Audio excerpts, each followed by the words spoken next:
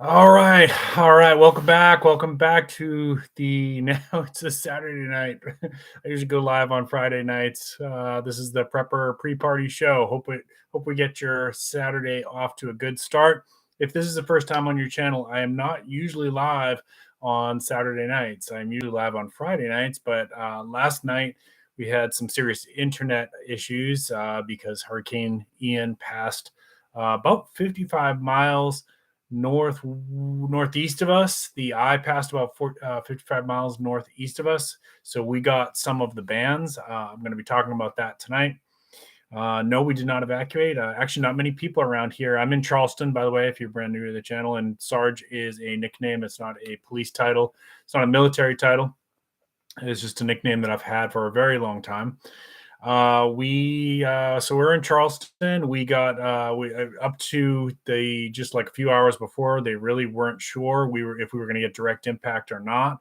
And not many people around here evacuated, but we're going to talk about why some people do not evacuate, even if there is a lot of advance warning, right? So, the thumbnail is a little bit tongue in cheek, of course. If you don't know who that picture is, a couple of years ago, I think that was from maybe either Dorian or Matthew, Hurricane Dorian or Matthew.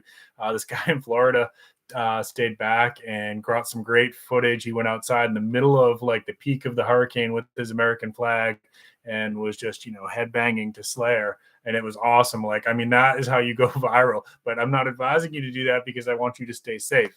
So we're going to talk about safety. We're going to talk about why some people choose not to evacuate. We're going to talk about what a mandatory evacuation means. All kinds of good stuff. I see a few people popping in chat. Let's check this out. Homestead Engineering, I saw you earlier. Thank you so much for checking in. Rita, it's good to see you. Jamie TV is good to see you. And Northern Girl Hobbies, thank you so much. Hopefully we get a few more people popping in. If you're popping in, don't be shy. Don't jump into chat, especially if you're new. We're friendly here. The only thing I ask, you guys can always disagree with me. That's perfectly fine. I welcome that. Actually, I welcome some criticism. Just please be kind to each other in the comments and in chat. My typical moderators are not here yet, so I ask you to just be respectful of that. If I have to deputize people, I will. But as long as you're keeping it clean amongst yourselves, we're not going to have any problems. You're more than willing. You're more than. I welcome criticism if you disagree with anything I say here. And remember, my show is not any kind of advice. I'm not telling you to stay back when a hurricane's coming at all. This is an individual decision. It's a family decision. I'm just going to give you some reasons why some people do not, including my household, why we typically do not evacuate. And I'll also talk about some examples where if XYZ happened, I would. Okay. Now, a couple things to keep in mind. I am not originally from South Carolina. My regular viewers know this. I originally grew up in Massachusetts, and I remember seeing like things like this on the news, like hurricane coming, and they would say, "Oh, governor has issued a mandatory evacuation." You're going to understand in a little while why I keep doing the quotes. Mandatory evacuation. I'd be asking, like, why are these people not leaving? I see people walking on the beach. I see people refusing to leave, and the camera crews would interview these people, and they'd say, "Aren't you afraid? Why aren't you leaving? Why aren't you leaving? The governor has ordered everybody to leave," right? And I would ask those questions. And now, as a Southerner who's experienced many hurricanes, Southerner by choice, not by birth, who's experienced many hurricanes, I understand, and I will explain it to those of you who've never been through a few hurricanes. Okay, I'm going to do my best to explain it to you because some of you are asking those questions, and I saw this in a lot of the prepping forums. Like, I don't understand. The governor ordered people to leave. Why aren't they leaving? So let's tackle that piece of it first. So mandatory evacuation. Let's talk about that. So I can't speak for all states. I can only speak for South Carolina. And in South Carolina, there has been a few mandatory evacuations ordered for different hurricanes that have come through for certain counties. Okay. Now, what you need to understand is that by mandatory evacuation, nobody is going to arrest you if you don't leave your neighborhood. You may, if you live in a really seriously flood prone area, you may get a knock on the door strongly encouraging you to. But honestly, there's not even enough first responders to be able to hit all those areas. And so all they're going to do, it really is just do television broadcasts and radio broadcasts and things like that, really saying it's a mandatory evacuation. Everybody must leave, but there's no way for them really to enforce it. I've never known in South Carolina for them to issue tickets or anything like that. Could they? I don't know, but it's, on average, if like we have a category 3 hurricane bearing down on Charleston, you'll see about somewhere between 30% and 50% of the city and county evacuate. Now, let me tell you what happens. Just 30 or 50% of the county evacuating over a few days creates a massive, crazy mess on the highways. What they do here is they typically will have designated times where both sides of the highway, I know this is weird to think about, and I probably should get some pictures or video of it next time it happens, but the lanes reverse on the other side. So they have, instead of 3 lanes or 4 or 2 lanes going out, they'll actually have both sides, so you can't come in. Okay, so that's one thing to keep in mind, is if you leave, you may not be able to come back in until the storm is over. Okay, that it's not one of the main reasons why I'm going to talk about why people won't leave, but it is a factor. Okay, it is a factor. See a couple more people popping in there. LG, good to see you. Armageddon, good to see you. Appreciate you. Yeah, thank you so much. If you enjoy my content, by the way, please give a thumbs up. If you're brand new to the channel and you're into preparedness, including storm preparedness, which I do talk about a lot, please consider subscribing. Would love to have you.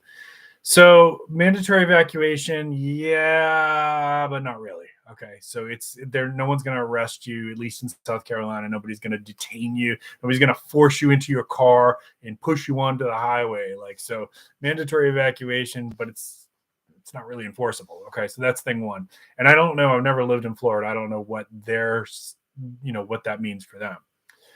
That being said, if I lived right on the beach, if I lived right on the water, if I lived in one of those streets that's very, very low lying, I would strongly consider evacuating. I would strongly consider that, because this storm here, Ian, even though it only struck us as a category 1, was the highest I've ever seen the water in my neighborhood.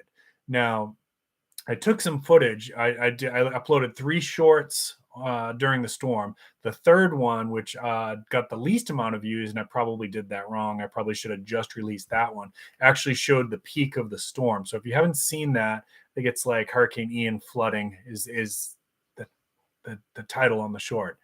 That was the peak of the storm for us, and that was the highest I've ever seen the water in my neighborhood. I did start to get a little bit nervous, right? Because I've never seen the water come up that high. Fortunately for us, right after that, right after I took that footage, the rain did start to subside and the water quickly drained back down to the ocean. So the category of the storm is only one factor. What made this one a little bit different for Charleston and for Florida, unfortunately, too, because Florida got really hammered. They got smacked bad. I know there's like they're estimating like 60 fatalities right now, and that count is still kind of subjective to change.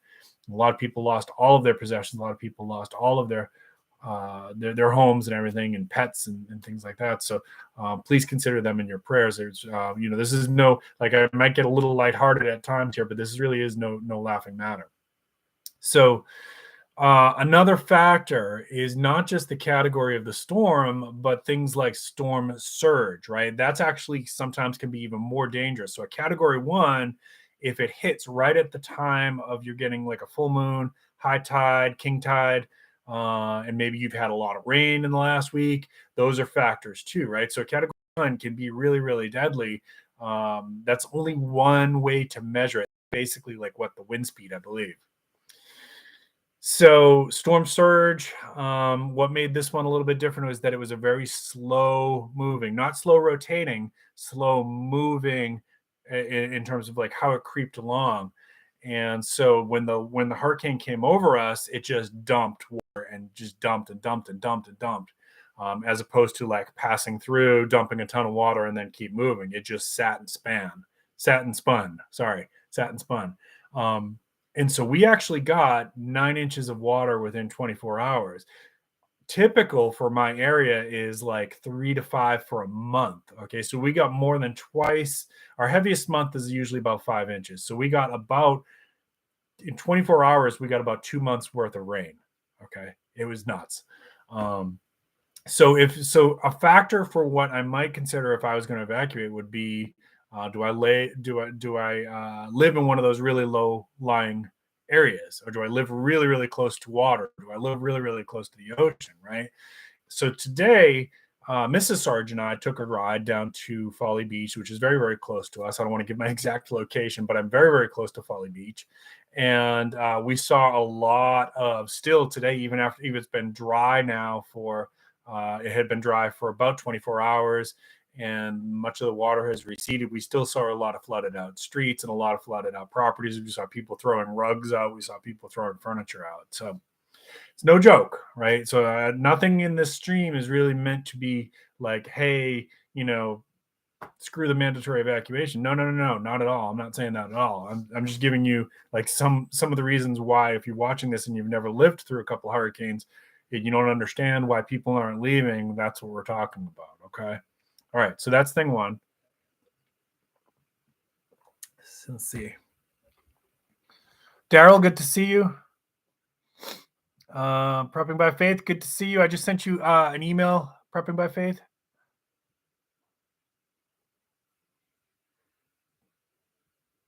Naples, Florida. Rita had somebody actually knock on the door. Yeah, so we're going to talk about that exactly, Rita, if you guys are following chat. And if you're watching this on the replay, I do encourage you to turn on the chat, because I'll be responding to some of the stuff that's in there. Fred, good to see you. Thank you, everybody, for tuning in. I really appreciate everybody. And this is not my typical stream night. I really appreciate it. Okay, thank you, Prepping by Faith. Thank you. All right, so factor number one, and I've got seven reasons why you might not, why people might not evacuate. Okay, factor number one is money. Okay, the first year we were here, which was like, I had lived through a hurricane once as a teenager in Massachusetts, but it's very, very different. If a hurricane gets up to that area up there, there's pros and cons to that. It's usually lost a lot of its power, but there's also a lot more pine trees, and pine trees are very dangerous during hurricanes because they snap, right? Oak trees tend to hold up better, although an oak tree, when it tips, can like do one of those. A pine tree will snap. Okay, there's a lot of pine trees up north. So our first one here, I'm trying to remember what the name of it was. It was 2000, I think it was 2016. And it was a category 2 pushing towards a category 3. And we did evacuate. And we had to actually drive all the way from coastal South Carolina all the way to Pigeon Forge area in Tennessee, just because all of the hotels, this is another thing people don't understand, all of the hotels in your state inland will be booked. All of them, right? You will not find a place to go if you don't have family and friends in the area, unless you've booked like way in advance and you were smart about it. You're going to have to go, like we had to travel all the way from coastal Carolina to Pigeon Forge to find a hotel that had vacancies. And let me tell you, we weren't the only ones there. There was a ton of other people from Charleston there. Okay.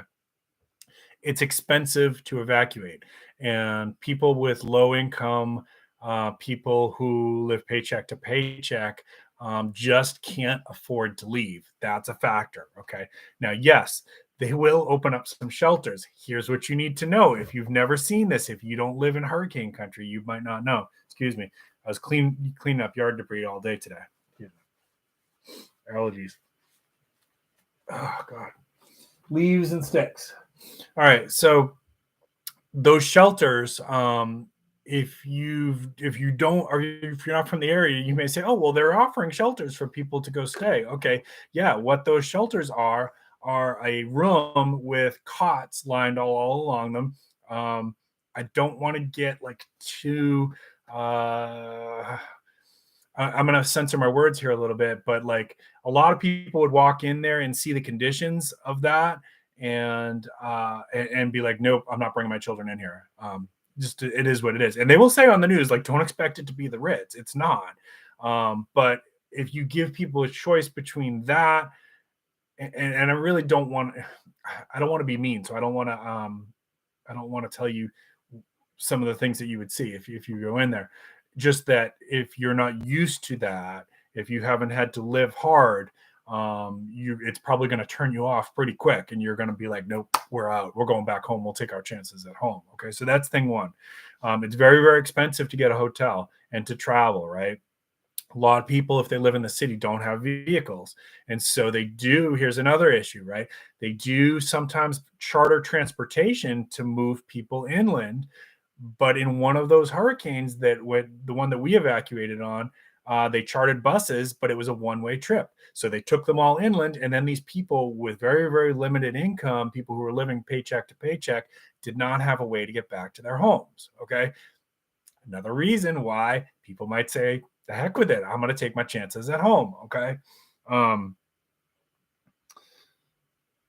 so the money issue is huge. That's a huge one, and that's why a lot of people, and unfortunately during Katrina, like, a lot of the neighborhoods that got hit were the ones that were, people who didn't have a ton of money, and there, a lot of those neighborhoods are still destroyed to this day, um, and there was a lot of times people were trapped there because they didn't have the resources to get out. Okay, so that's thing one. See some more comments here. Let me check in.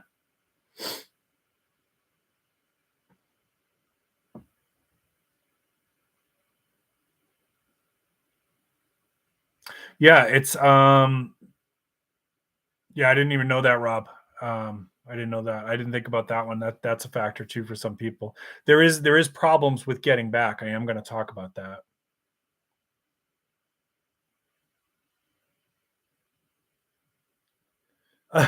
YJ Overland, thanks. I didn't mean for it to be clickbait, but I do, it's always a fine line as a YouTuber between trying to find something that would, like, oh, people might catch their attention and click on it, but you know, I try to deliver what I say I'm going to deliver. I'll say it that way.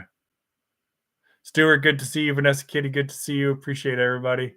Hope I caught everybody.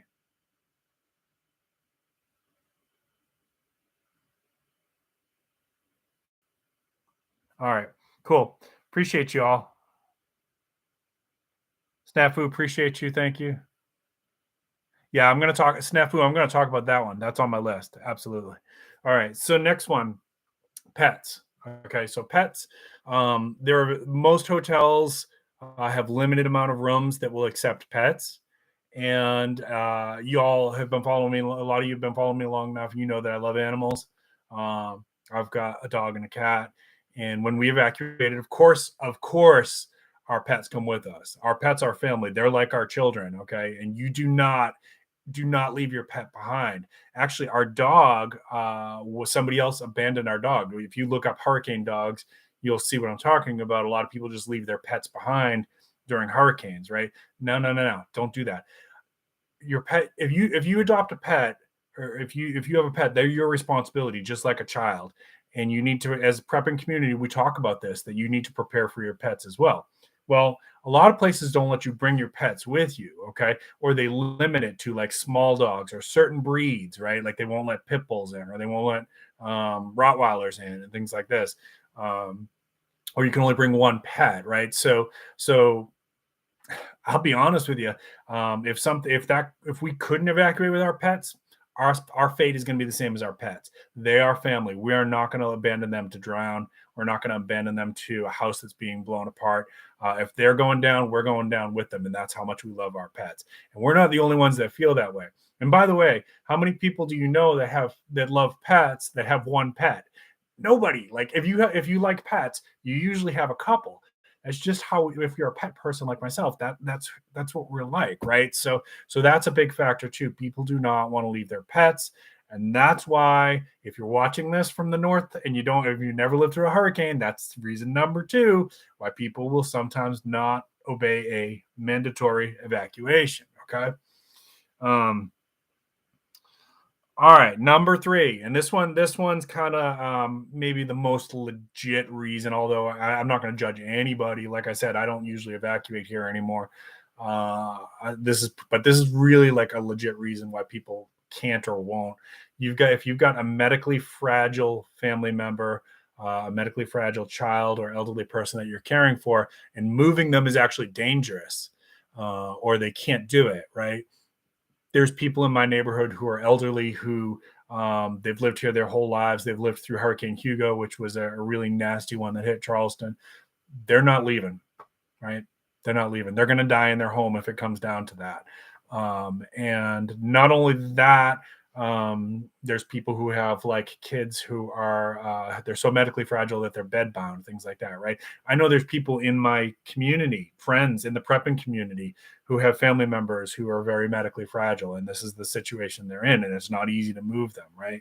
So it is what it is. Sometimes you know, like I said, we don't leave family behind, and that's one thing we say when we talk about preparedness with Mrs. Sarge. We don't leave family behind, right?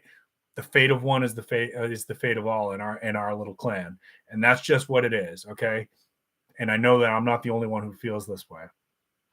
Let me check. I see.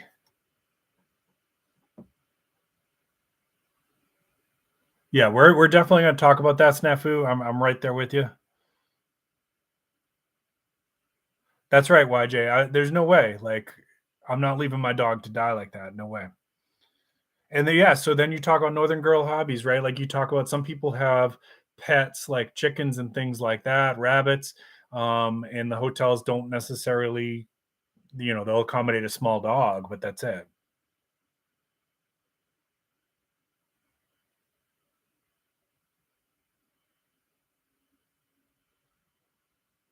Yeah, and that same thing, LG. Exactly. There may not be a lot of hotels left that have handicapped accessible rooms and things like that.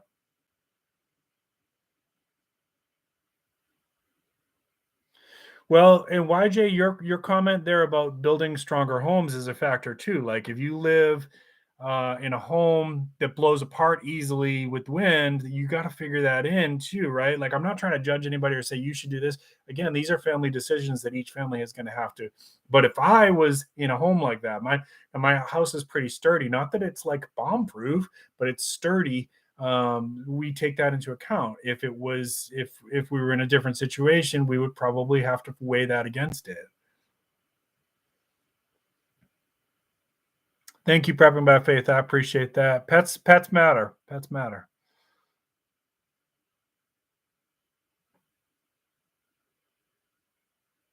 Yeah, and sometimes people have done that too, Armageddon, where they've basically found a place where they can camp in their car to ride it out. If you've got a vehicle and you can get all your pets in there, that might be an option for some people if their money's really tight. And many people do that. I know that that has happened. All right, so let's go on to number 4. Um, this is the one that Snafu was talking about is looters, right? So make no mistake, I did a whole video about this. You can look it up, Hurricane Looters Prepping with Sarge. Looting is real, and it goes way up after in the aftermath of a hurricane. And oh, thank you so much. I appreciate that. Who sent that one? YJ, thank you so much. Appreciate the super chat. You rock. Thank you. We actually we lost a tree during Hurricane Ian here, so that's I will put that towards the work that we've got to do on the property now. Nobody got hurt, by the way. We lost one of our cedar trees, and it was a tree that we were probably going to have to take down in a couple of years, anyways. It was starting to look like it was getting diseased, but we weren't quite ready to do that. But again, we're grateful that nobody got hurt, no structural damage or anything like that. So thank you for the super chat. Looting is real. The bad guys know that when mandatory evacuations are called, it's like a welcome sign for them. And you'll see during hurricane season when this happens, they'll do news conferences and they're saying we're stepping up patrols, and we're gonna if you catch you breaking into people's homes, you will be arrested, you will be prosecuted. But the reality is they can't be our first responders can't be everywhere at once. This is not a knock against our first responders. They are awesome people. I love our first responders. In fact, that's the part of my calling is I work with first responders as a therapist. I have nothing but complete respect for them, but they can't be everywhere at once. And response time is going to be seriously delayed during a storm. And during part of the storm, during the peak of the storm, they basically will stop services for a while and they'll announce it. It's basically like when you watch The Purge and they're like, there is no police response, there is no EMS response until it's safe to drive again, right?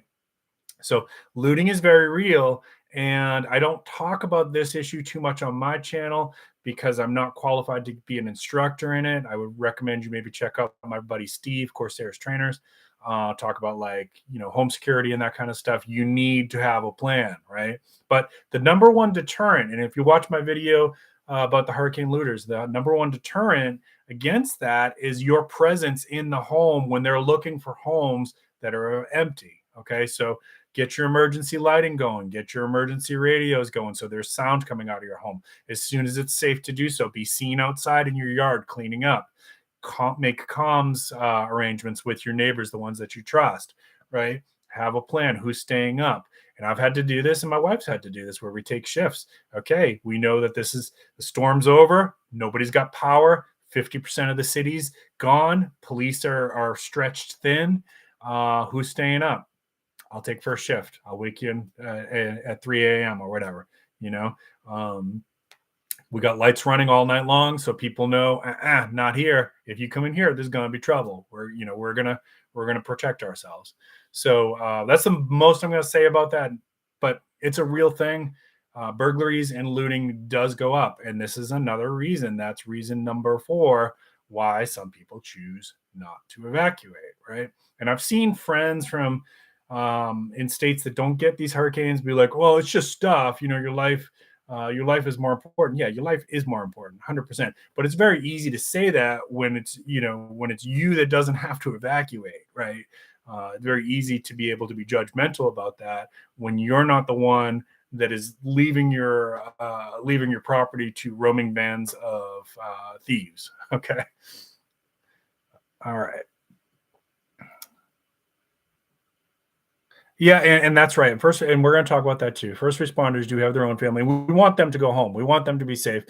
I don't want them to have to do water rescues because somebody did something that they shouldn't have done, right? So that's the other side of this is if you live in an area that's really prone to flooding, you really got to consider that as are you gonna put somebody in danger? Now they're not going to be able to even respond when the storm is at its peak, so you're on your own for a while. But then, if they have to go into, and we have alligators here and things like that, which when the flooding starts, the alligators will go wherever they want to go. There's no boundaries for them once the floodwaters come on. And so there's things like that. There's the, what do they call it? But the ocean does the rip currents. So if they have to do a water rescue, there's rip current issues. There's flying debris. There's a lot of reasons why we don't want to have to put first responders in danger.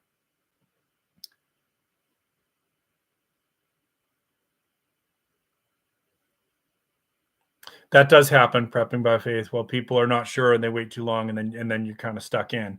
There does get to a point where they'll shut off the evacuation routes. Yeah, and Northern Girl Hobbies, that's been a problem here lately too. Basically catch and release, or they'll give them bond like within hours, so they're right back out doing the same thing. Yeah, and that's it. Like when the police can't respond, you are 911. They can't be everywhere. They can't do everything. Exactly. Exactly.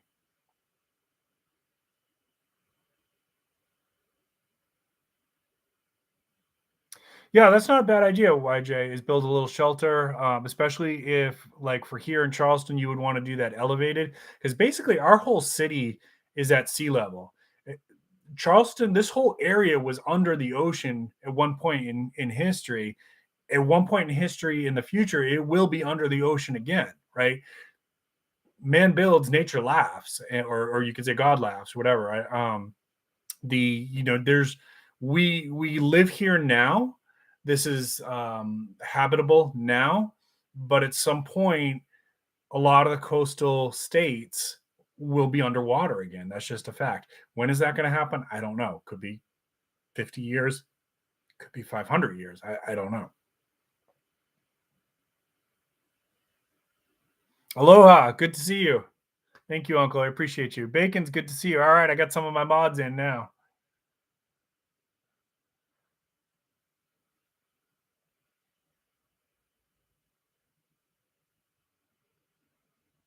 Awesome. Cool. I appreciate it, everybody. If you guys are enjoying this, don't forget, give a thumbs up. If you're new to the channel, please consider subscribing. All right, so let's go right on to the next one. What is this one? Number 5, essential personnel. Now, at one point, I was essential personnel. I'm kind of like a backup to essential personnel right now, and not that I am police or anything like that, but mental health can also be considered essential personnel because, especially in my area, we provide support for the police with dealing with issues such as suicidality, serious mental health issues, things like that. They will call on us. Now, I'm not directly doing those duties right now. I have in the past. I have had to go out when I was living in Massachusetts. I had to go out in a blizzard to transport somebody to a mental health facility. When I lived in Kentucky, I had to go out in the middle of tornadoes to go to a prison to do a suicide assessment for somebody. Okay. So, there you go. There's essential personnel cannot evacuate typically. You can evacuate your family if you want to. But a lot of times the family, like, if they're staying, I'm staying, that kind of thing too.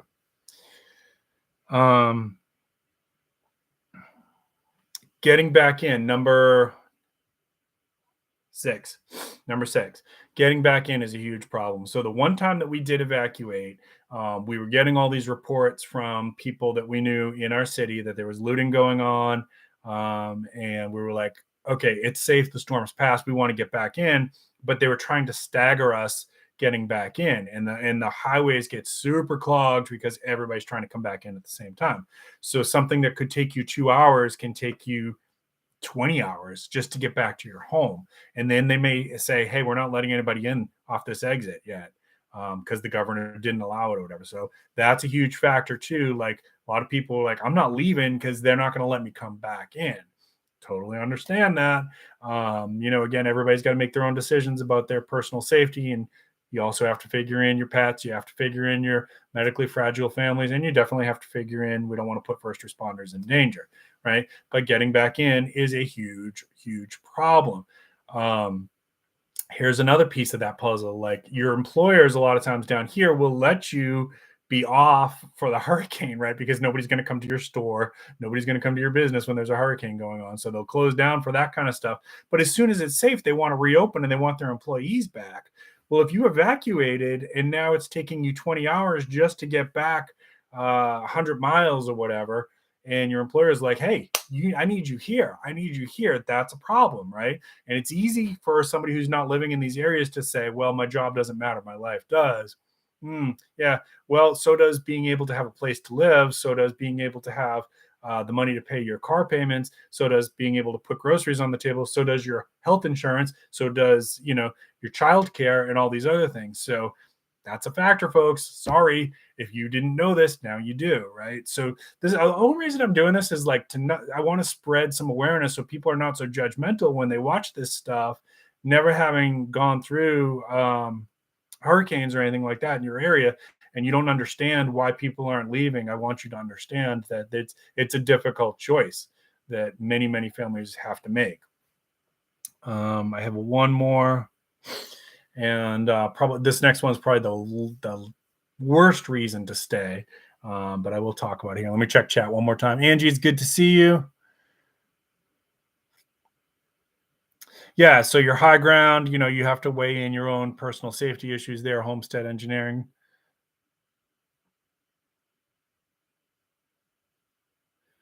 Let's see.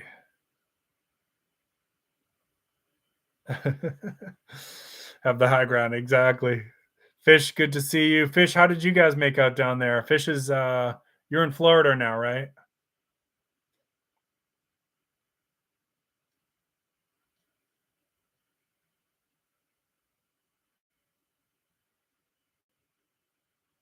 Yeah, and if you live in a trailer, I think they're just not capable of withstanding 100-mile-per-hour plus winds.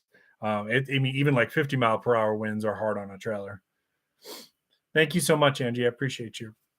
All right, so last one here, and then we're going to start to wind this one down. This is reason number 7 why people will sometimes not evacuate. during a hurricane, and that is we get complacent. Okay, this is the least good reason to not evacuate, but it's real. We have had, since I've lived here, we've had so many near misses where they've told people you have to evacuate, you have to evacuate, and they spend all this money and they evacuate, and then it's not even like hit Charleston because hurricanes are weird. They don't always follow that predicted path on the spaghetti model. There's factors that are hard for them to figure in, and it's not like when I lived in Kentucky, they could predict a tornado pretty accurately with that Doppler radar, tell you what street it's going to be on and what time it's going to be there. Hurricanes is not as accurate, and it's such a massive thing. They're like the size of an entire state. They move around, and they are affected by coastal waters. They're affected by fronts. They're affected by the temperature in the water. They're affected by the shape of the coast. All those things can make the storm take weird paths that was not anticipated, even by like really experienced meteorologists.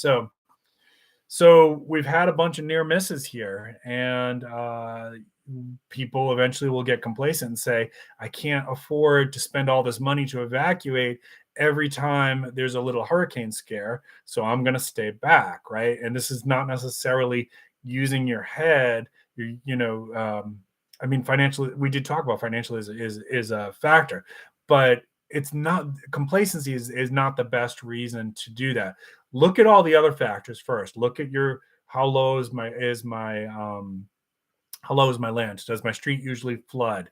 What's the wind speeds expected to be? What kind of house am I living in? Do I have the capability of evacuating? Do I have the financial capability to evacuate? Am I going to be able to get back in for my employer and my essential personnel, right? Like all of these things have to be considered. Complacency should not really be on this list, but it is. And so just one of us, we are worried about that here in Charleston. Like Hugo beat the crap out of Charleston, and Hugo bent steel bridges. There's images, you can go and look this up. There's images from Hurricane Hugo where cars were in trees. Okay. It was basically our Katrina. And, it's been a long time since we've had a storm like that. The more little storms that we've had, now Ian was little for us, not little for Florida, right? It was huge for Florida, but it was moderate. I'll say moderate for us because the floodwaters were a problem in a lot of areas. So Ian was moderate for us, but we've had a lot of near misses. We've had a lot of little hurricanes that haven't done the damage that they thought. So the more people experience this, the more they're likely they're to say, nah, I evacuated the last 5 times and I didn't need to. I'm staying. And that's what's going to eventually probably happen here in Charleston. So it's a genuine concern. The city officials are aware of it. And this is, they don't ever want people to get too complacent, but it's real. All right, let me check your comments one last time. Really appreciate everybody joining me for a Saturday night. And I know this is not my typical stream time. I hope you enjoyed it. If you did, again, if you got something of value, give me a thumbs up. If you liked my content and you're not a subscriber, please consider subscribing. But I really appreciate everybody giving me part of your Saturday night, especially since this is not my usual stream time. And I hope I didn't stream over any other prepping channel. I try really careful to not do that, especially for friends. All right.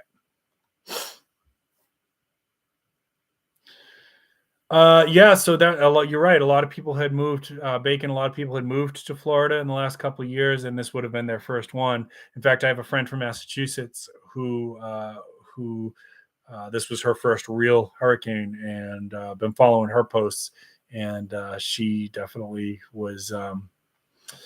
She got scared, and I don't blame her. Florida got hit bad. Just want to make sure I didn't miss anybody here. Oh, is Biggs Prep streaming right now? I'm so sorry. She's one of my friends. I didn't even know. I didn't even know. Well, I'm going to wrap this one up in a minute anyway. So if Biggs is still streaming, y'all can check her out. Biggs Prepping channel. Just want to make sure I didn't miss any comments or questions.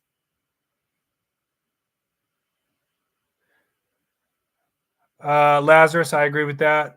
Sometimes Sometimes things get a little overhyped too.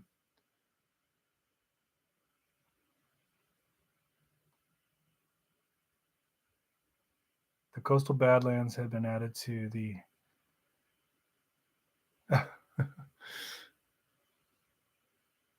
oh, it's up to 77. Oh my gosh. Yeah. So if you're a person of faith, please send some prayers to Florida, especially for all the people who lost their homes and people who lost loved ones, and there's a lot of displaced pets too. So if you live near Florida and you're capable of taking in an abandoned hurricane pet, please consider that as well. All right, y'all. Thank you so much. I appreciate it. So let's go ahead and wind this one down. Last thoughts. Of course, anytime there's an event like this going on, it's a great reminder to, if you're holding grudges in your heart, right? You're hurting yourself more than the person that you're angry with, right? You can grant forgiveness without letting that person continue to do damage to your life, right? So I want you to consider granting forgiveness. If the person that you're angry at is yourself, work on forgiveness for yourself. I did a video about that in because I know that's really really hard to forgive yourself. I get that. It's one of the hardest things to do in life. In my mental health channel, Health and Mental Health with Sarge, if you go on there, there's only like 20 videos or so in there. You can find it. It's about self forgiveness and how to do that. The next thing is, of course, remember to hug your loved ones. Tell them that you love them. Tell them how much you appreciate them. None of us are guaranteed tomorrow, and whenever there's an event like this, it's a good reminder of that. Okay. I hope everybody, I'll check your chat one more time here. I hope everybody has a great weekend. Thank you so much for giving me part of your Saturday night. Please stay safe. If you're in Florida, good luck with your cleanup and your repairs. I really appreciate everybody. And thank you again for the flexibility. Thank you to everybody who checked in on me to see how me and Mrs. Sarge were doing. All right. Lots of prayers. Amen to that. Prepping by faith. Thank you so much. Appreciate you. Rob Gibbs, good to see you. That's right. It's like you're letting go of something when you forgive, you're letting go of something that's holding you back, and it actually will feel really good when you do that. All right, y'all. Let's call it a night. If Biggs is still doing her stream, please check her out. She is a friend. I definitely did not mean to stream on top of her. Keep planting your seeds. Keep keep planting your seeds. Keep stacking your silver. This is Prepping with Sarge.